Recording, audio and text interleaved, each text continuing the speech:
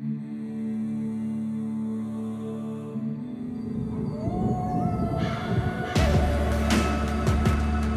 land, the animals, and the people. Welcome to the Wolf Connection Podcast.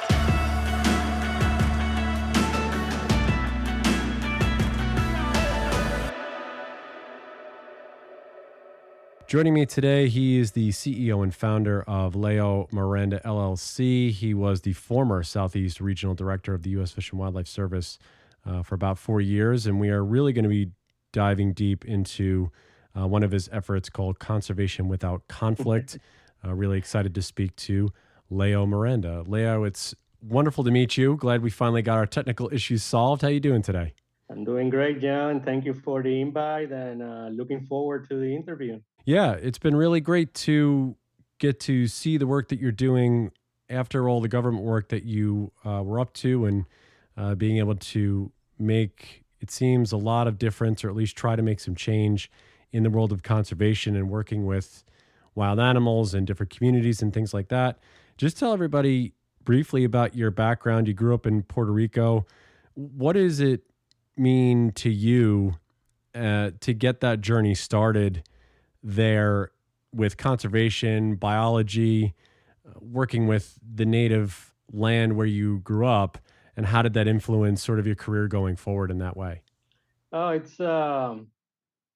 was great. Born and raised down in Puerto Rico. It was great growing up there, mostly in the countryside, and that's what actually connected me to nature immediately, because I was surrounded by it. And then I did my undergrad work as a biologist, marine biologist, actually, down in University of Puerto Rico. And later, I had the opportunity to go to North Carolina State University with a professor that actually was doing research down in Puerto Rico.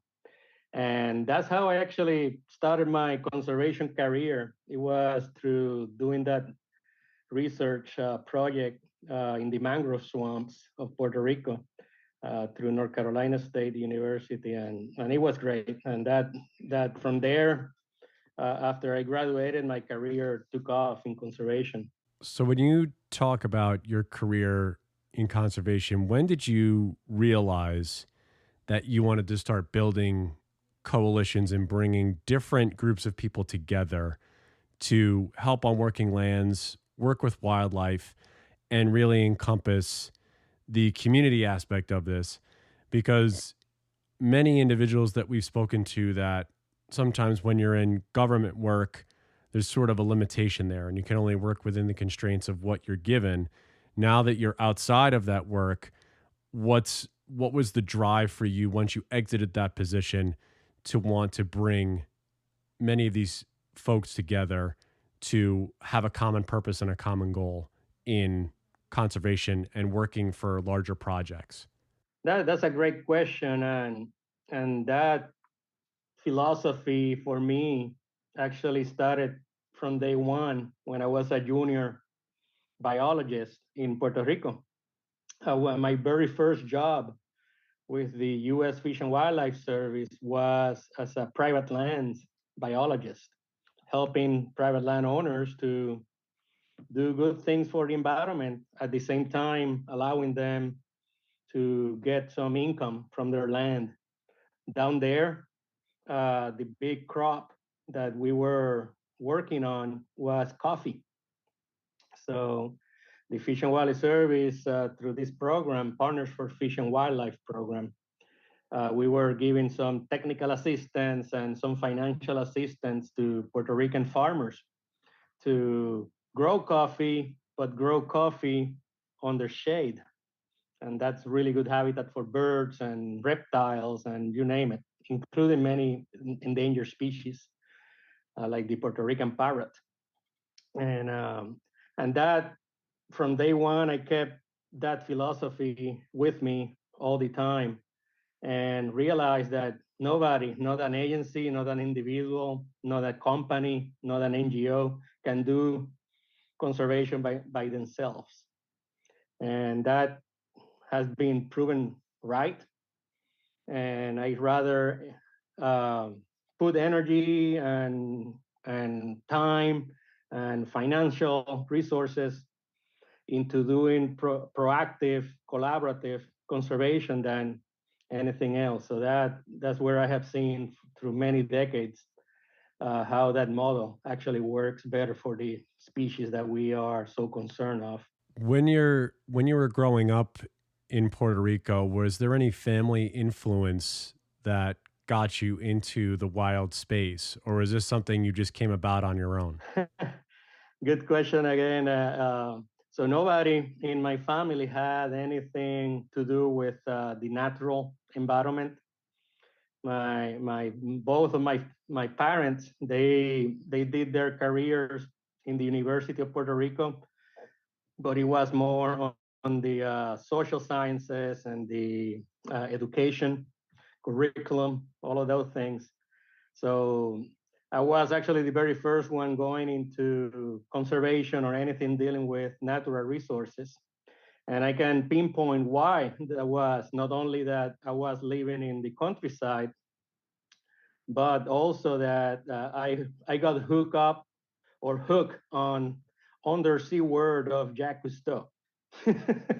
And that was for me the big thing. It's that's what I want to do, and that's when I went to school in marine biology and all of that, and then wildlife. Talk about that coffee project that you were discussing just before. Were some of the things that you learned from that experience in terms of dealing with different groups or individuals in terms of economics so farmers can continue to make their profits and do it well, and on the flip side making sure that the environment is taken care of, or that you might be actually building up environmental safeguards for the species that are there?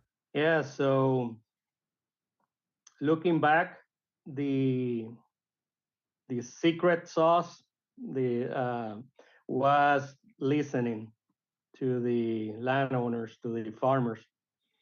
And when I approached them to say, hey, we can help you conserve the environment and have some really good quality coffee beans on your land.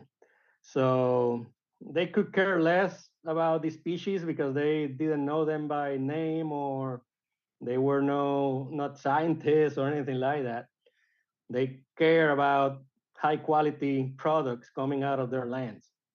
So the conversations that I started with them was talking about them, not about me or what my agency was trying to do.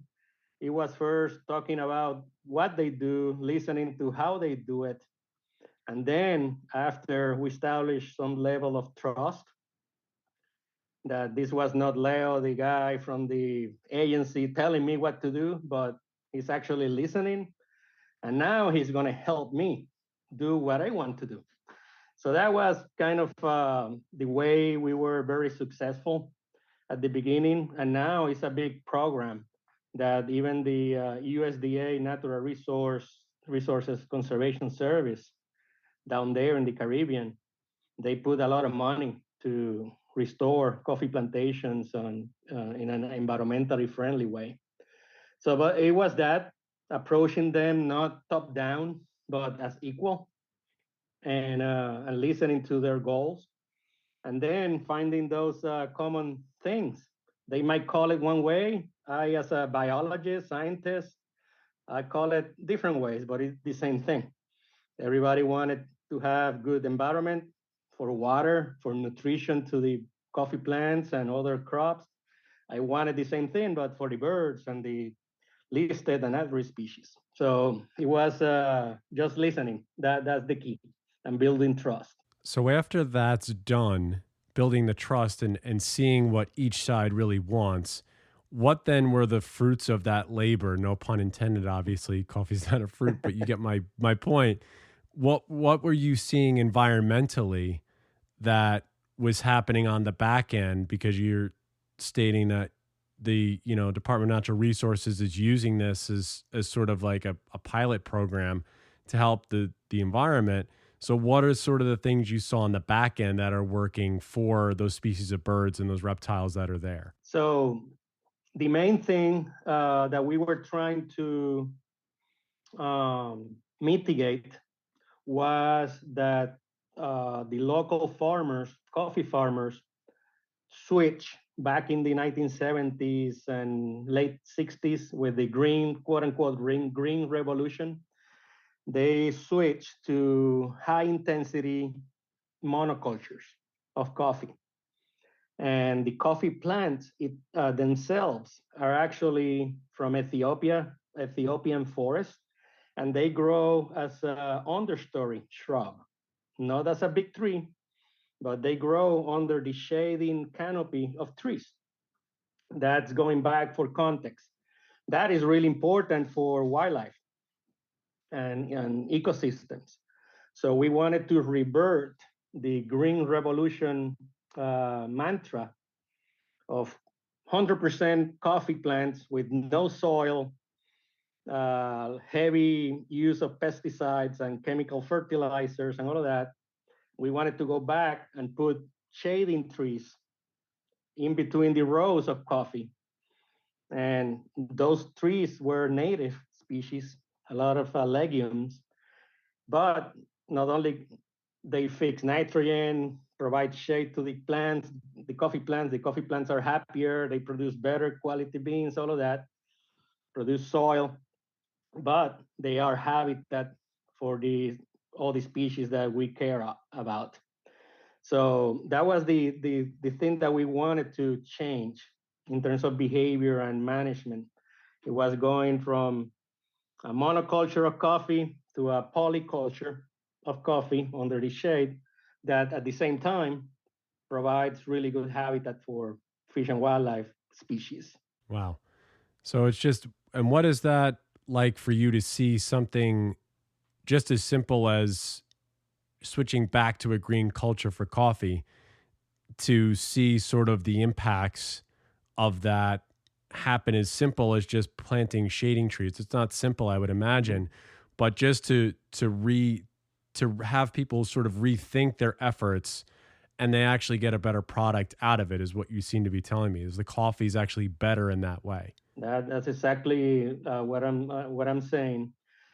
Um, it was not easy. It took quite a long time to actually convince the different sectors, not the farmers. The farmers were like, "Oh yeah, we know that that works." When my dad was managing this place and my grandfather, everything was under the shade. But the agencies came and gave me this incentive or told me that I couldn't have shade, and because that's the modern way of doing business. So the Right. farmers were okay. I didn't need to convince anybody. The problem was most of the local and federal level agencies and universities also, that they had Wow. their things just myopic view of what is modern uh, agriculture, in this case, coffee. So it took a lot of pilot projects, a lot of people supporting me internally within the agency, gave me a little bit of money to manage, to do pilot projects, and finally show people that it actually works. And Wow. it took nature actually to give me a really good test. And it was Hurricane Georges. This is late 1990s, 97 or 98, I don't remember. Um, that I had a place, a landowner that had 6 acres, just 6 acres of coffee. We did 3 acres with my methodology, which is the traditional. I didn't invent it. It was just the traditional way. And then the monoculture. The hurricane came through. The 3 acres with the monoculture got whacked, completely destroyed.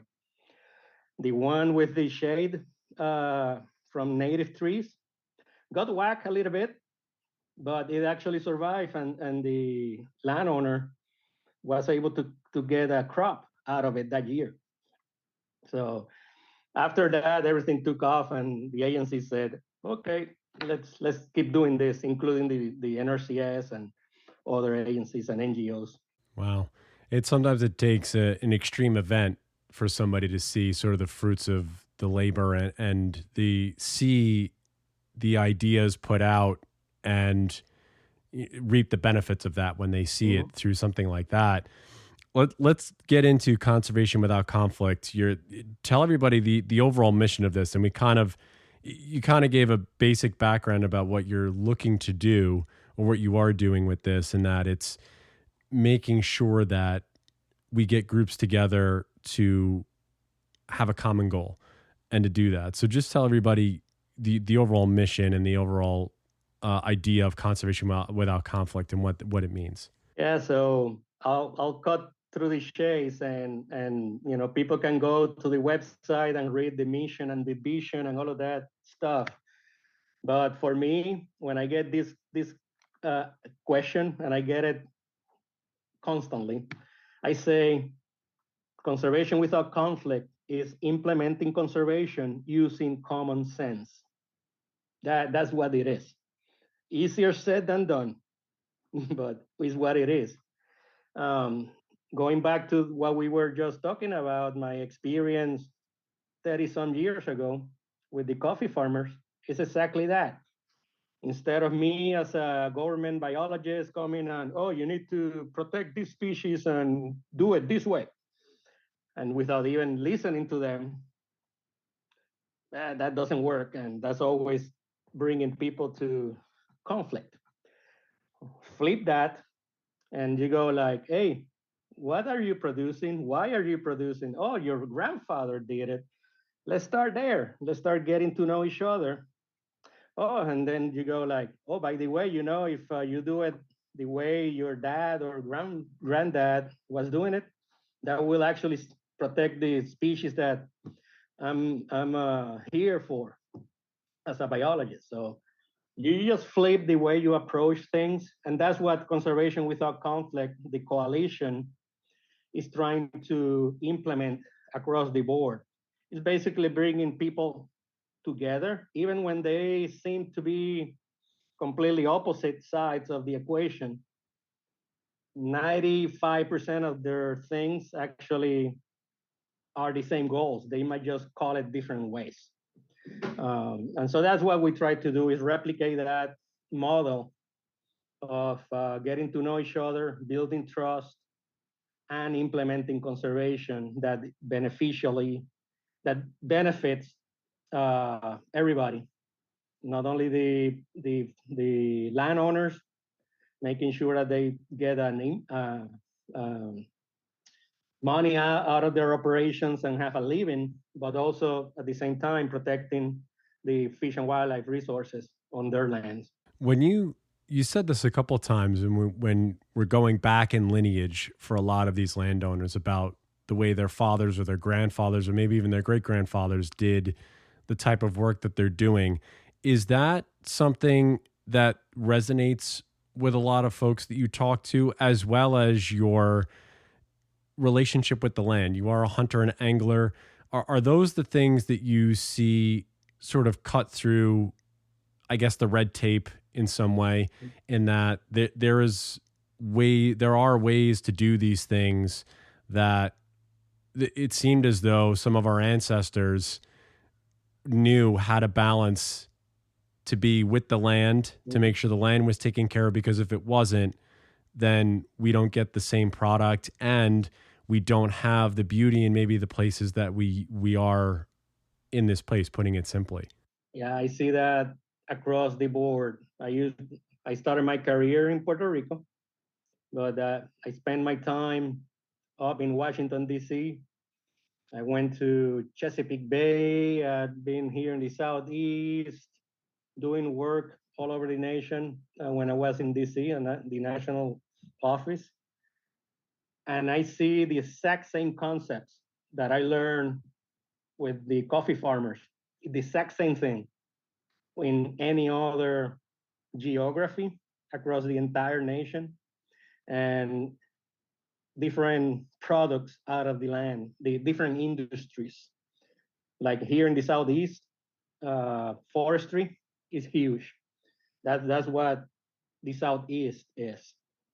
is a pulp and fiber production place, and that's where the species live. And throughout my career, especially the later years of my career with the Fish and Wildlife Service, that's the concept that we applied. It's with the forestry industry instead of coffee industry. So hey, let's have a dialogue here. Let's find ways to collaborate, and because the species need those trees as much as you need those trees to make a living. So let's figure out how to do that, that everybody benefits. And I think that we made really good progress there. When you look at the like these this previous regulatory approaches, when you look at government oversight and when we're talking about agencies going into certain areas and trying to have the conversations you were talking about with forestry, with coffee and other things, just to put those examples there, why do you feel like they didn't yield the necessary outcomes that you were hoping to see, in that you're not seeing the environment being protected the way it should and these species being protected and possibly expanded, as opposed to just sort of butting heads and really not getting anywhere? That's that's that's a big question, because some people will blame, oh my God, that Endangered Species Act is a disaster, or the Clean Water Act is a disaster. Look, no species has been recovered, or very few, which is true. That's a fact. But I don't blame anybody, any agency, any group on, oh, this was by design. Let's come with the regulatory hammer. And yeah, some people think like that, but very few. I think it was, all of this occurred early 70s, most of these big laws at the federal level. All of them came at the same time, more or less. And I think it was a learning curve. And we just celebrated the first 50 years of the Endangered Species Act a couple of years ago. And yeah, I think that 50 years of learning have taught us that there's different ways we can do things that might be more efficient for both the species and the landowners that host those species. So I'm not saying that the first 50 years were bad. We're actually really good. We were just learning and we made a lot of mistakes, lots of mistakes. And in terms of saving species or doing this or doing that. The next 50 years or 100 years, I don't know, I think is the key to conserve the ecosystems and the species within those ecosystems is through collaboration and dialogue. That's the key. The one professor many years ago told me the species managing species is really easy. That's the easiest part. Managing species, managing the people, that's the difficult part. And the other thing is when we talk about science and endangered species or Clean Water Act or all of these laws, we always just narrowly define science to be natural resource or natural sciences like biology, maybe a little bit of physics and things like that. No, we need to actually expand it to all the sciences out there, social sciences, educational sciences, political sciences, economic, and you name it. If we get that dialogue, including all sciences into it, that's where I think the future is for laws like the Endangered Species Act and others.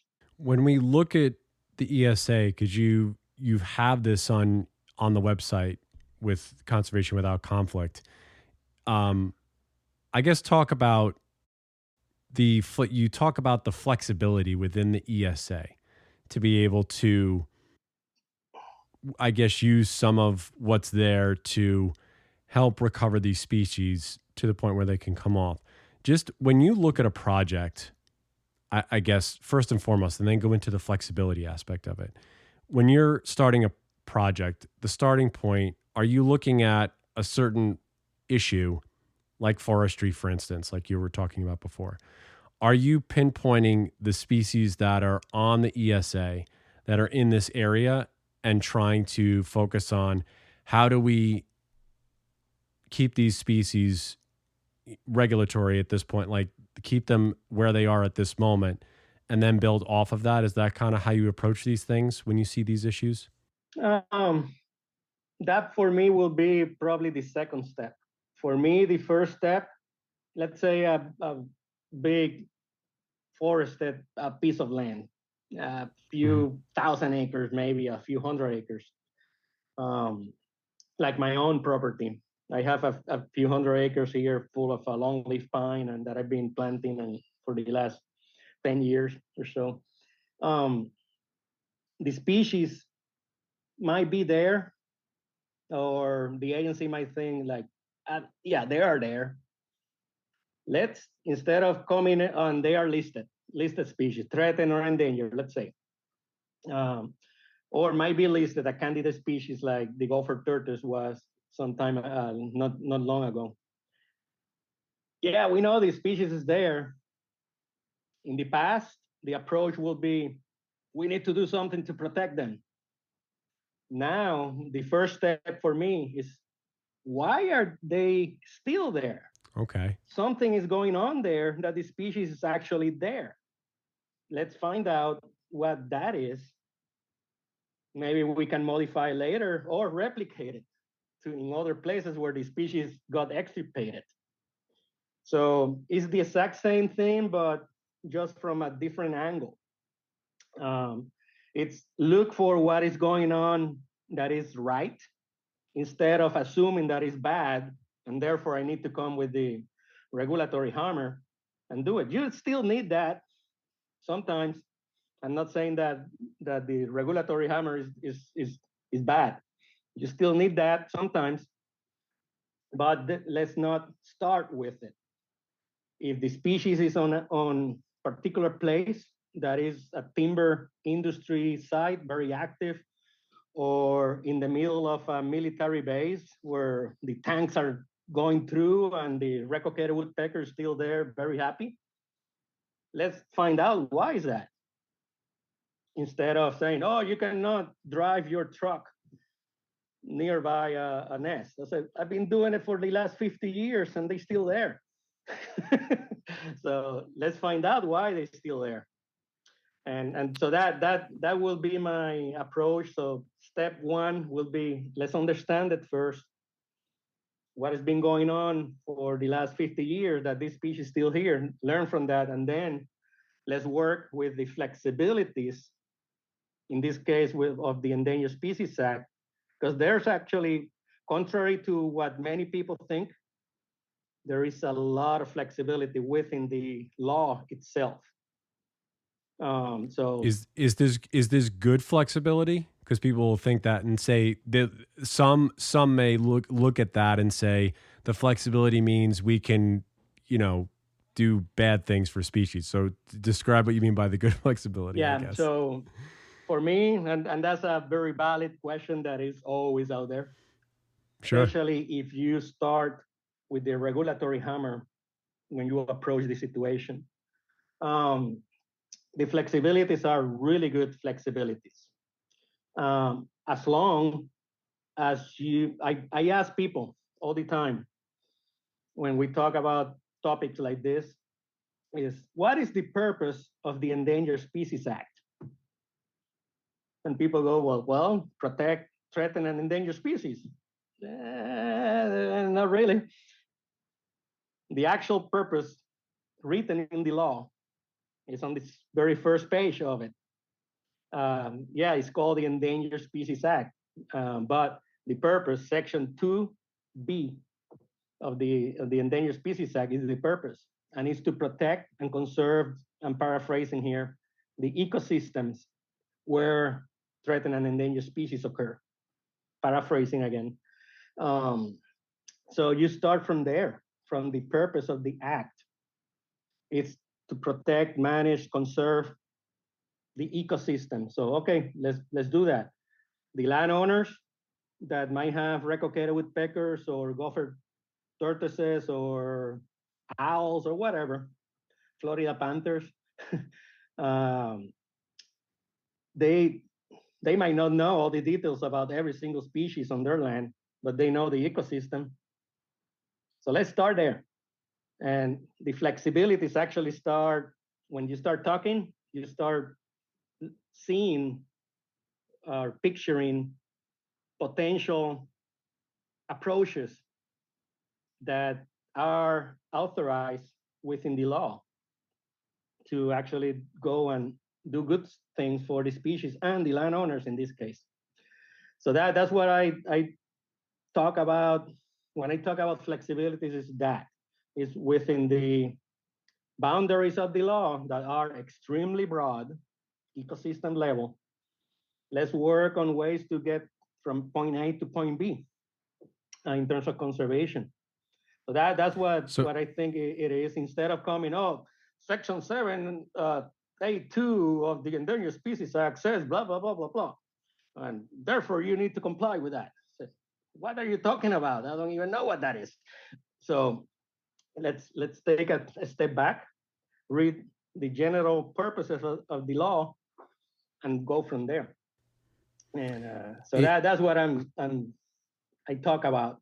Uh, yeah. So when you're looking at it through the conservation without conflict lens, you're seeing this as an opportunity that we can use the flexibility to not only conserve the ecosystem and the space with which these endangered or threatened species live, but there's a possibility there to replicate and expand these ecosystems once we find out the issue that's going on here, like you said, in some of these, forested areas, in these other issues that you work with, whether it's wetlands or other projects that your coalition takes on.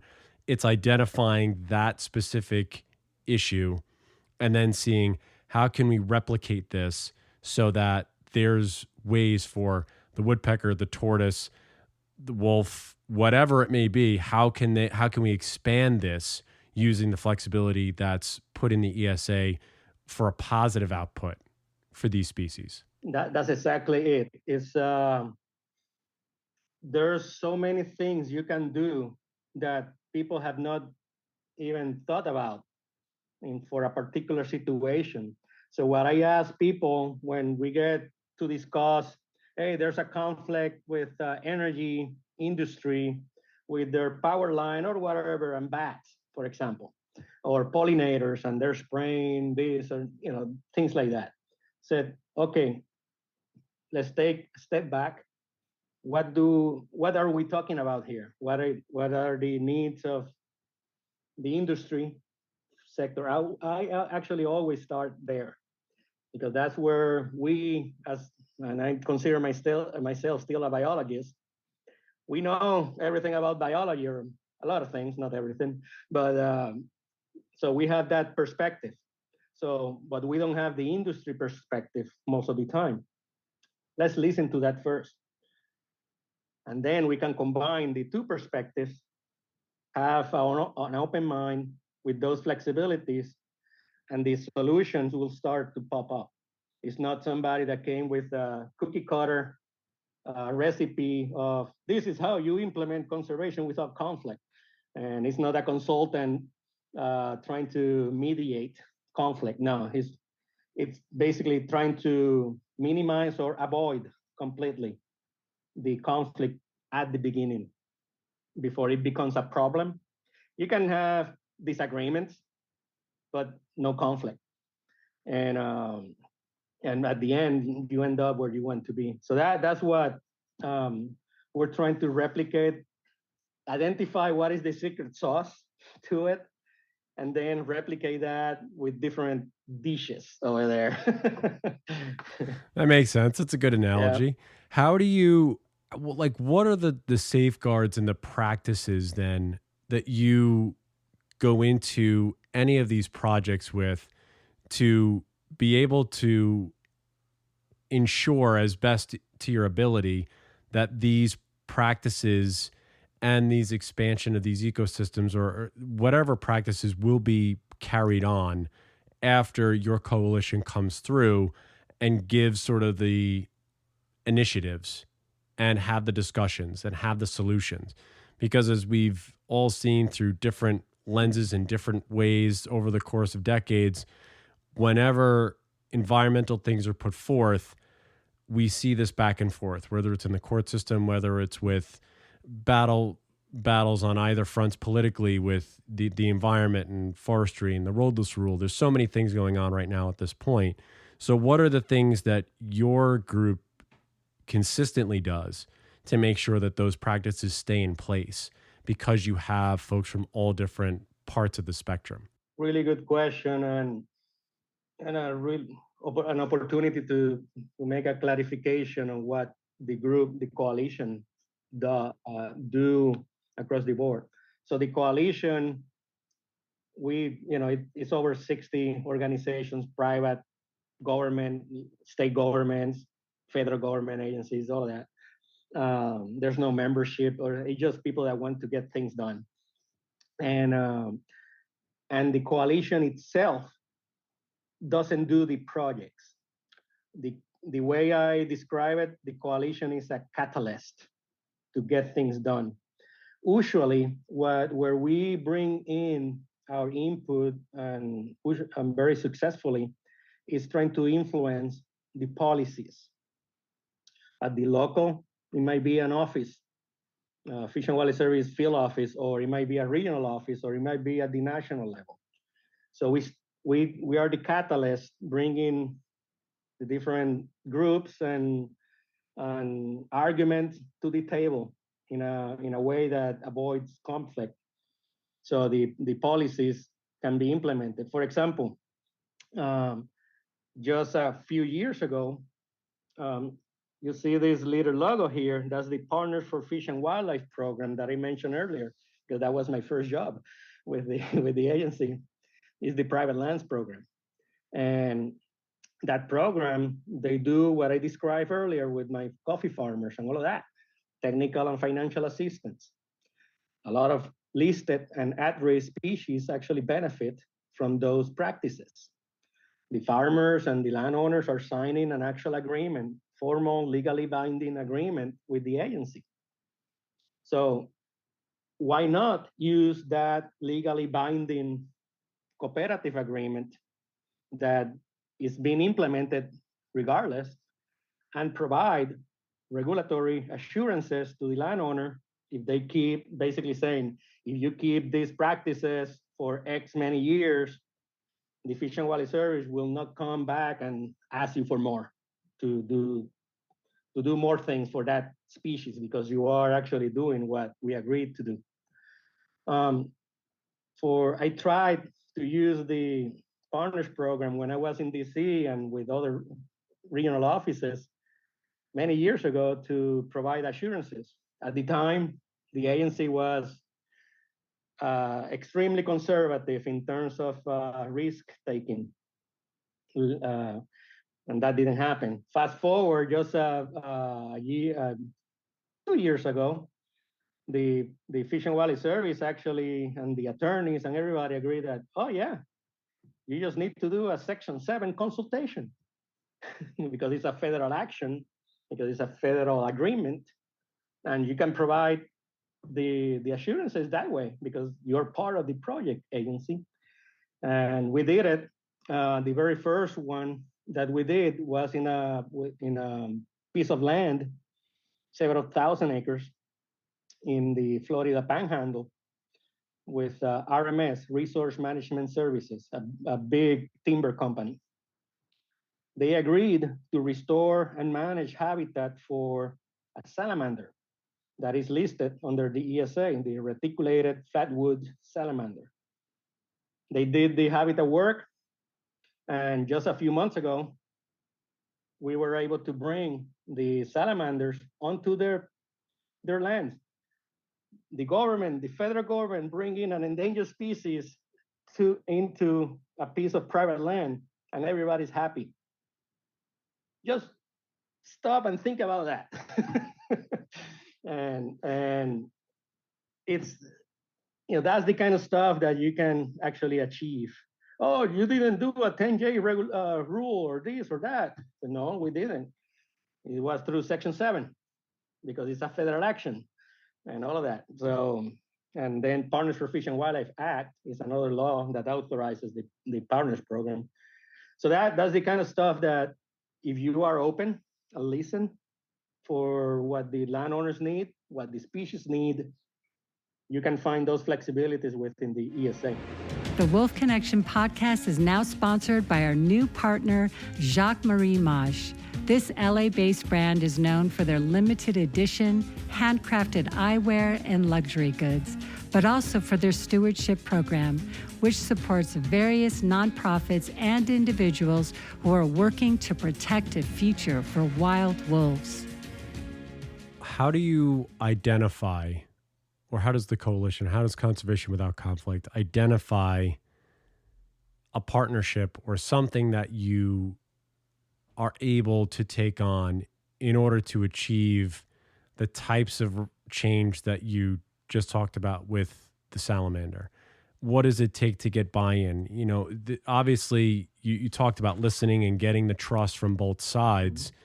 What goes into that? Because there seems to be a lot of, and I know some may look at that and say it's cherry picking, but I don't know what goes into that. So explain to anybody who's listening how you come to a place where you say we can actually make a change in this place because of these factors.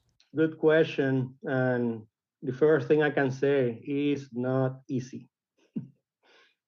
It's easier said than done, because it's all about human relationships.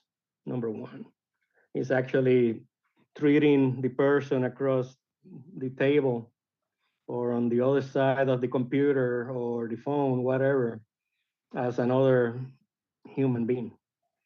And then the other thing is that throughout my career, actually, I'm still trying to identify one individual. I'm not talking about poachers, that's another category, but industry folks, private landowners, or people like that, I have never been able to identify one in my entire career that wanted to do bad things to wildlife. Never, not even developers. Usually where I see the conflict is lack of communication or talking past each other, using different terms for the same thing. So that with that, you if you have that something like that in mind, you can actually try to approach things from different angles and find those solutions. So it's not cherry picking in terms of where we have a successful project or not. It's basically who is willing to actually engage within that model. If somebody is coming with a chip on their shoulder, we're not ready to engage yet. But let's keep talking to see if we can get there. Let's get to know each other. And build at least a little bit of trust. That hey, if there's a disagreement, let's listen to each other what that disagreement might be. Oh, you're implementing the ESA the wrong way. So, okay, let's talk about that. Is it instead of I'm gonna sue you right now and then I can counter sue you and once the attorneys comes up, all communication stops. And that's not good. Yeah, it seems as though you're looking for open-minded individuals that are at least willing to sit down and have a conversation and a discussion about making sure all of the cards are on the table and that it's not, and we've noticed this, we talked about this on the podcast a couple of times about making sure what's being said in meetings or in regulatory things, putting these things together, that everybody's on the same page. And sometimes it seems like everybody is on the same page, and other points something happens and then what was promised isn't given. So, and this is not to speak to anything in particular, but obviously that the distrust that a lot of people have, not only with agencies, whether it be federal, state, but also with humans in general. And yeah, you talked about that a lot, about having trust within the human that's across the table or literally across the laptop from you, and making sure that that's everybody's doing their due diligence in that way. In that vein, how are you and Conservation Without Conflict able to partner sort of the best available science when doing sort of these things because of specifically your biological background, and then really sort of increase the predictability and economic viability for these folks when they say, well, if I do this thing, as you talked about before, they're signing a certain document to show, if I do these ecological things to protect this habitat for this species or multiple species, that my amount doesn't change, but it could actually grow and my product will grow. What are the ways that you're able to do that? And are people specifically on your team or in your coalition that are good at doing those things to ensure that all things are taken care of? Really important question, because of private landowners, for the most part, they need to make a living, short term or long term, but make some money out of their land. If they want to keep the land intact, and you don't want to see, everything destroyed because the guy couldn't make any money to pay the taxes. So I go back again. It's all about listening and trust. With an experience with the timber industry, forestry industry, not just timber, or the ranching community, I will not go with the specific projects because of privacy, but we have encountered situations where they didn't trust sharing economic information with the people across the table. Oh, I'm not telling you how much I'm making with my lumber, or my cattle or whatever.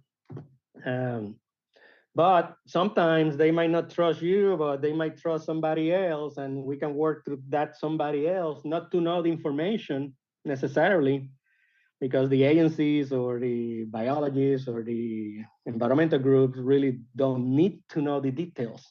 But at least that in general, we're talking about millions or thousands or hundreds of dollars, whatever it is, fine.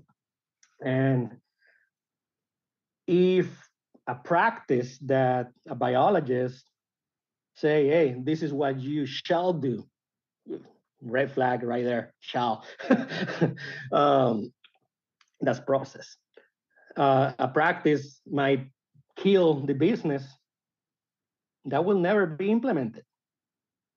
But let's say that there's an alternative that is beneficial for the business or minimal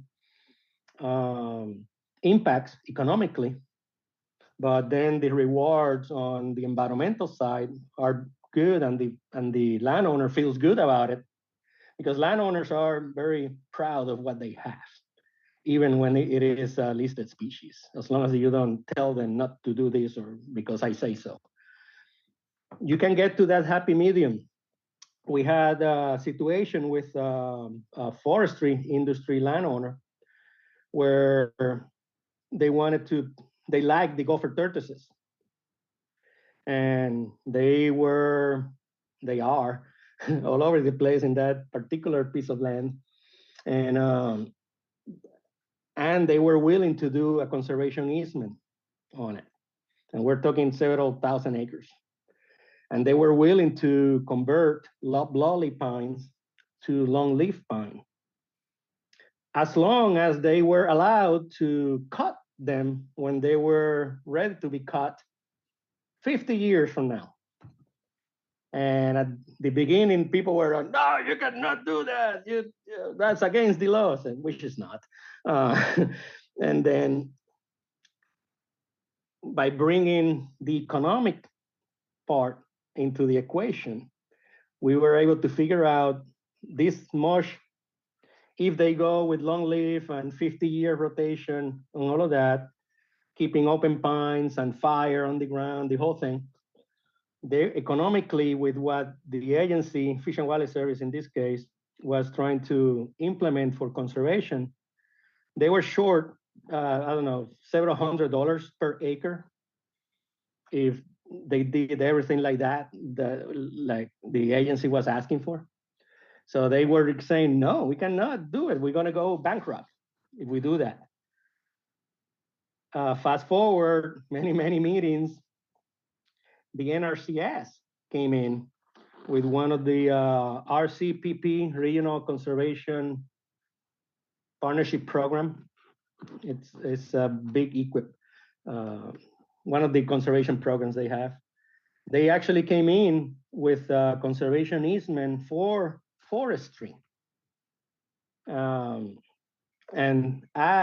put on the table that gap, that delta in terms of money. Okay, we can pay you that difference, so you are at least in the black financially. So from a big conflict at the time, because at the time gopher tortoises were being considered to be listed, and I was regional director at the time, and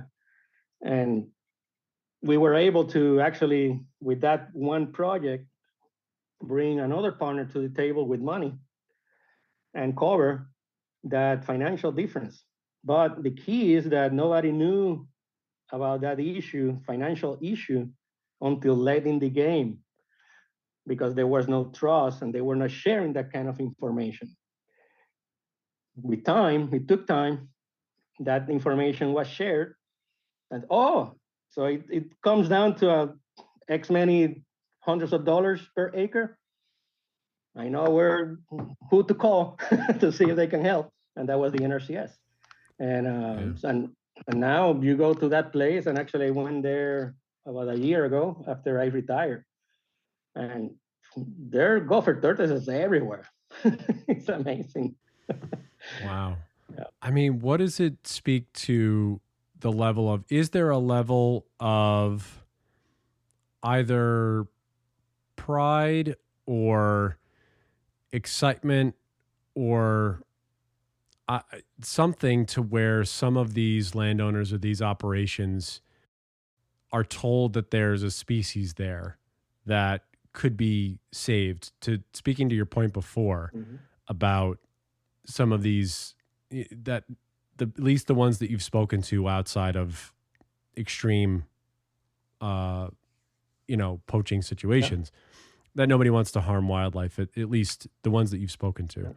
Is there a sense that they look at this as an opportunity to do good for these spots? So is there any hesitation on that end? Is it simply, when you're balancing the economics of it, does any of this sort of lessen that when they realize I could actually do something for the good on the land that I'm at or the operation that I'm doing? Several things there. Always, and the economics may be the easiest. As soon as you get to know that, hey, we can find a solution for that most of the time, not always. But that one is a big one, the economic factor. Because if you don't address that one, you're dead on the water. Then there's the stewardship part and how proud private landowners are of their species. Actually, they go like, oh yeah, that's a gopher tortoise. I love those guys. I used to play with them when I was a kid, or whatever the story is. They're proud. Those are their tortoises. Those are their recoccated woodpeckers. Those are their panthers. And we tend, when we go with the hammer first, those good things, those connections get cut. So many times, what I have seen hundreds of times, if not thousands of times, working with private landowners, is that they're very proud, or they don't know what they have, and when they find out, they're very proud, and somebody will come and talk to to them in the ear, say, "Oh, the feds will come and take your land." And usually you need to deal with that, but now that comment is so common that you should have the answer to that. So the whole thing, and then they become proud of what they have, which is unique, it's rare. Not a lot of people have what I have, that kind of attitude. And then once you get to a point like that, you can go, okay, what can we do to help you, landowner, with your industry and all of that? And by the way, those actions will also help the species. So again, you flip it back again to the person and their way of living. And then the last thing that I have seen a few deals go down in flames is when a new actor comes in.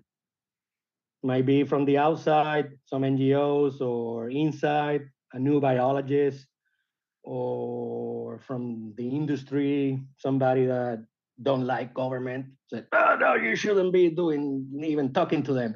That kind of new actor come and this just breaks the whole thing up and blows everything up because one comment or this or that. If you can have your radar and eyes and ears open for those situations, you can actually mitigate for those, and say, no, wait, we're building something good here, and let's get it together so we can accomplish what we're trying to do here for conservation and for the landowner and their economic well-being. I mean, when we talk about those efforts and looking to the future, when you see a lot of these bigger fauna, because you spoke a lot about the tortoises and salamanders and woodpeckers and things like that, when you see the issues surrounding the megafauna in this country, when we talk about grizzly and elk and wolf, mountain lion, lynx, all these things, is there a path for conservation without conflict to get involved in those issues, or is that something that you are all sort of, not that you don't want to be involved, but is that something too high above where you guys can factor in to make a positive difference? Because there is a lot of red tape and there's a lot going on in those situations. So where do you guys stand with a lot of those issues happening, of what's going on? Yeah, the charismatic megafauna. Is that exactly right? That's a notch higher in terms of complexity levels because there's a lot of passions there. I call it the stuffed animal syndrome. Anything that you can have as a baby, as a stuffed animal, a teddy bear or a wolf or a manatee, or those bring a lot of passions to people. So but you need to understand that, and from the get-go. And usually the disagreements with those charismatic megafauna species is about process. It's usually nothing to do with the species itself. Yeah, they eat my cattle, but that's what you say. But behind it is like, I actually like the animals, but I don't want the government telling me what to do. That you hear that all the time. And there's a disagreement in terms of process. I think the goals are usually there that, yeah, we want to conserve this or that, the animal and the way of living for the ag people, the ranchers, or the forestry, whatever it is. And what I have found out that, so the coalition and some coalition members, not everybody works on the same project all the time. Florida Panther, That's a big cougar. And actually, it's the same species as the western cougar now. Um, Working with the Florida Wildlife Conservation Commission, the Fish and Wildlife Service was able to get basically some of the same things that been done in out west, payment for ecological services or depredation payments, and there are different tools that they develop, Sure. so that it can be done. That's for me. That's one reason they usually don't hear a lot of conflict coming out of the charismatic megafauna in the southeast. You know, sometimes you hear the flare-ups, one particular situation here and there, but Fish and Wildlife Service was able to recover and delist the Louisiana black bear. And it didn't make it to CNN or national news. You know, Right. why? Because a lot of these concepts and conservation without conflict as an organization, nobody even had an idea of that when that happened. But the same concepts, that's the kind of stuff that is a different, it's the same model, just applied to a different species, a different geography, like we talked earlier. So Right. I think it's basically being open and transparent about what the real issue is. And usually it's about process. And somebody 3 generations ago said something to my great grandfather, and it didn't come true. That was a lie. That's important. Let's address that right from the get-go. So Right. that's I encountered that situation with the Delmarva fox squirrel up in Delaware, and that species is recovered and delisted. But back then, when I was at the field office in Annapolis, oh my God, there were the squirrel wars, because up in Delaware, somebody in the 1960s or early 70s released some squirrels onto a refuge, and then they went on to private lands. And nobody told me. And we were not making any progress because the grandchildren heard that nightmare from their grandfathers, and they said, "Nope, we're not talking. We're going to shoot them all." Wow. It's all about process. It is. No, you're right. It is a lot about process.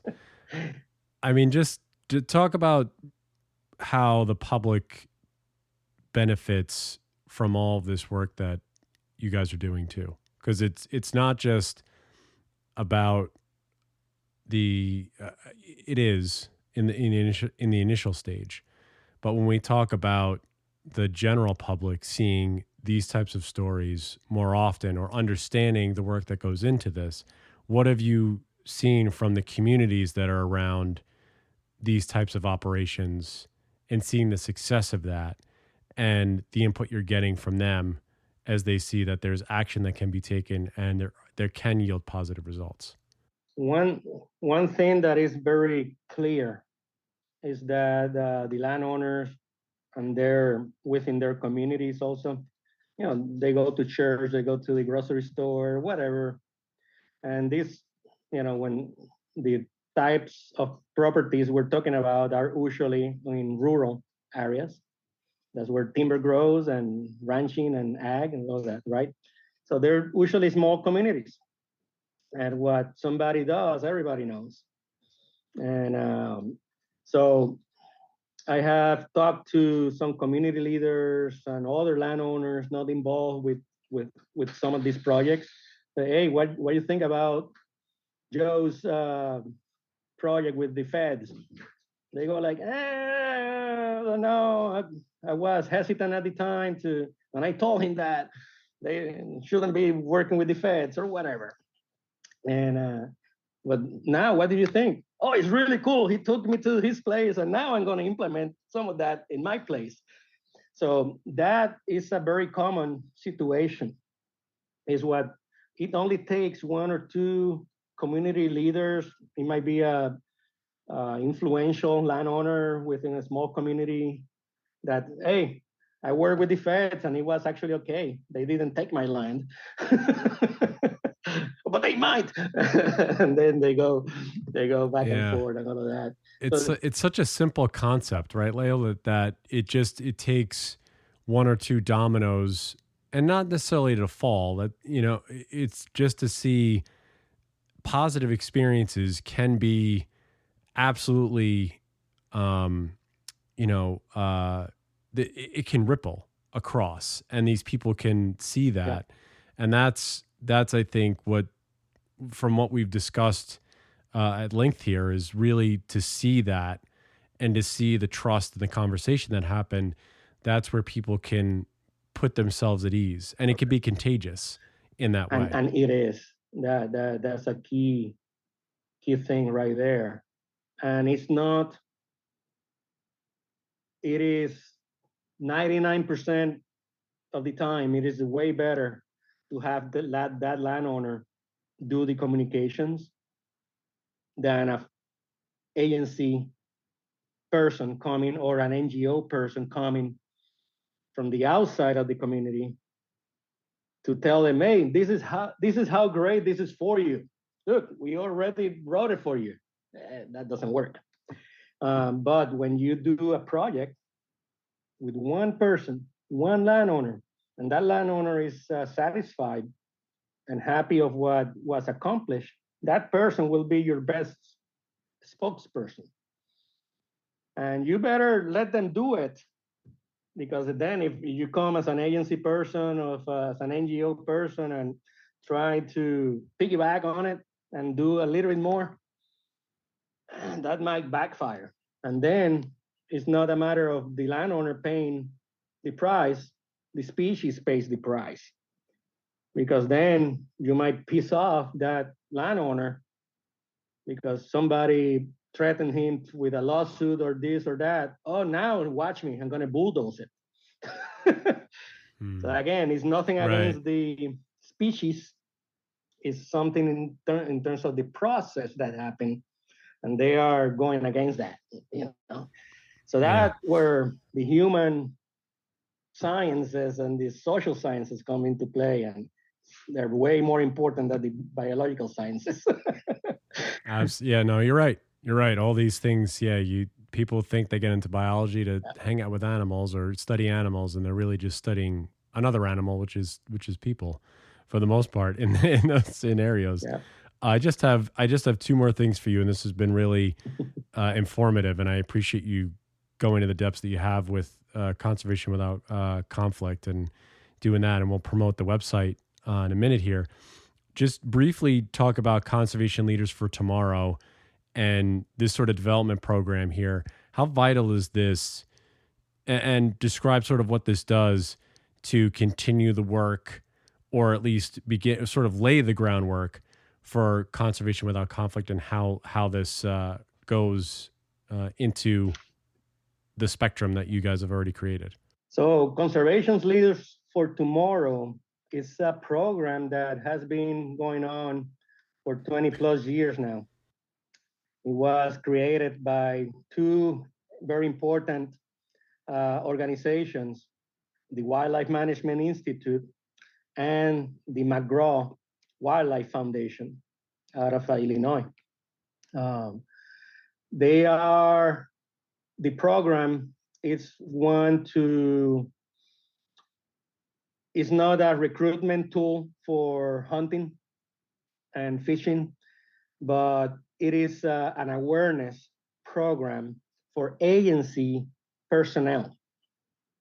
And it's really important in terms of the importance of hunting and fishing in wildlife conservation.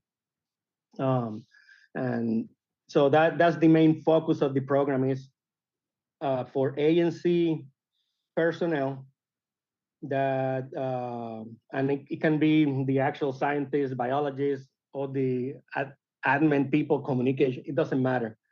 They bring these individuals across the nation to different places and talk about the history of hunting, mostly hunting. I'd say 95% of it is hunting, and some fishing and other outdoor activities. And just explain to them, hey, this is what it is all about, and the importance of that to conservation.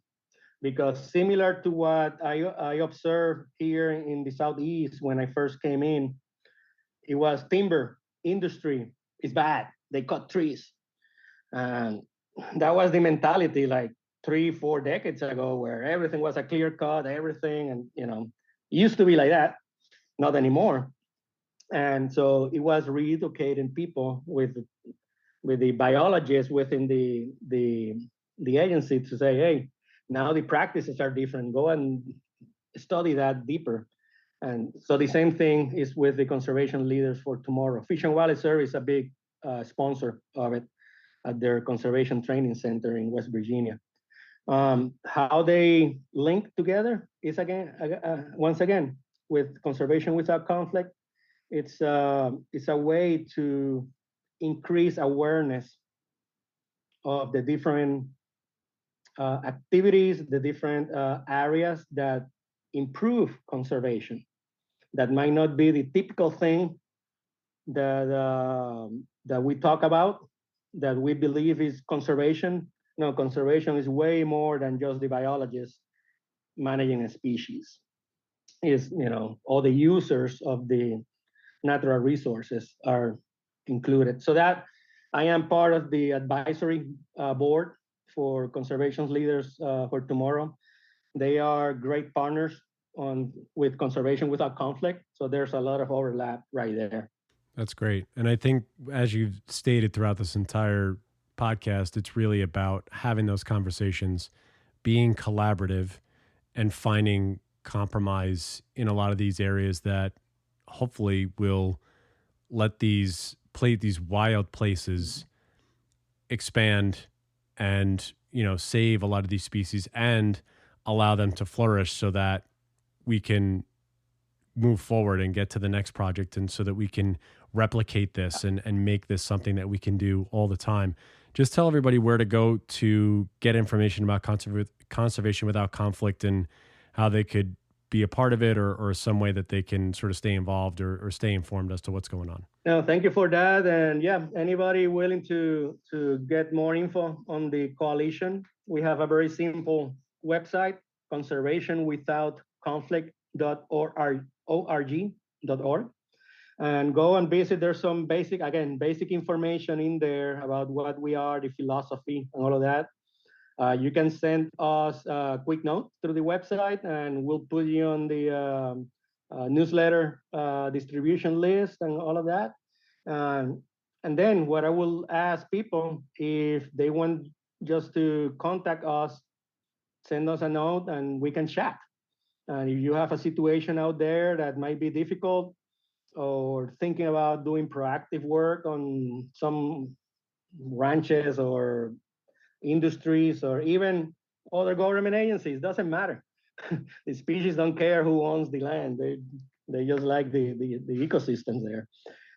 So we can help out, and at the minimum, we'll listen and point you hopefully in the right directions. We might not have the answers, but I think we can at least help you build a network to work on whatever initiative you might have. That's good. And I think that's what people could be looking for too, is just an idea of where to go and who to contact and what to say. So we'll have that in the description to the podcast. My last question for you, Leo, as I do with everybody, is when you hear the word wolf, what's the thing that comes to your mind? Wolfpack. I went to NC State, so now the wolf, obviously, it's like we talked earlier about charismatic megafauna. It's one of those stuffed animals when you were a baby, and there's a lot of passion about it. And I think that everybody actually likes wolves. They don't like the people that say don't like them. Usually it's because something happened in the past, not because of the wolf, but because of the relationships between the different groups, agencies, environmental, neighbor to neighbor, all of that. So there's always a lot of conflict with this type of species. My advice to everybody, and I had my share of wolf issues here in the Southeast, it's sit down and listen.